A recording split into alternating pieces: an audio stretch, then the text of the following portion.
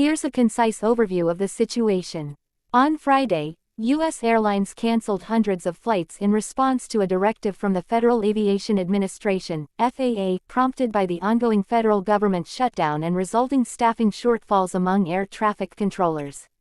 Why this is happening? The shutdown has left thousands of federal aviation personnel, including air traffic controllers and Transportation Security Administration (TSA) staff, working without pay. Many are calling out sick or are unpaid, which threatens safe, efficient operations of the national airspace system.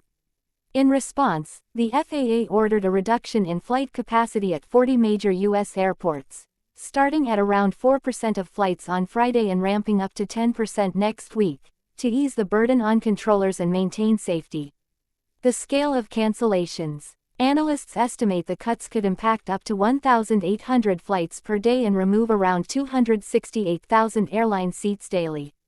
For example, American Airlines is cutting about 220 daily flights, about 4% of its schedule, from Friday through Monday.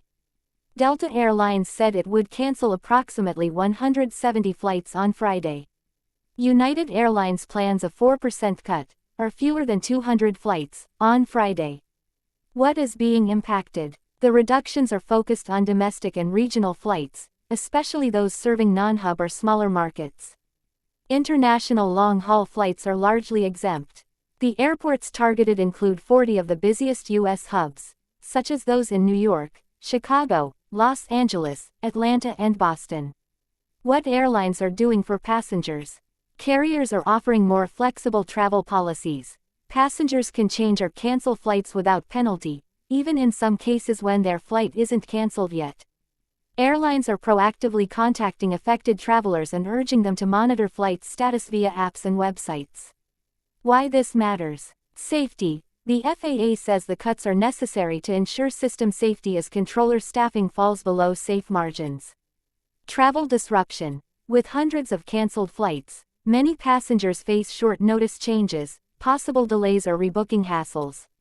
Commercial and holiday impacts. While the immediate financial effect may be modest, the risk grows if the shutdown continues through peak travel periods such as Thanksgiving. What travelers should do. If you have a flight booked in the U.S. within this period, check your status with your airline. Be prepared for possible rebooking or cancellation, especially on domestic, regional flights. Review your airline's policy for this period. Many are offering refunds or free changes. If timing is critical, consider booking backup options where feasible. Expect possible delays, especially at busy airports. If you like, I can pull a list of the 40 affected airports and how each major carrier is adjusting their schedule.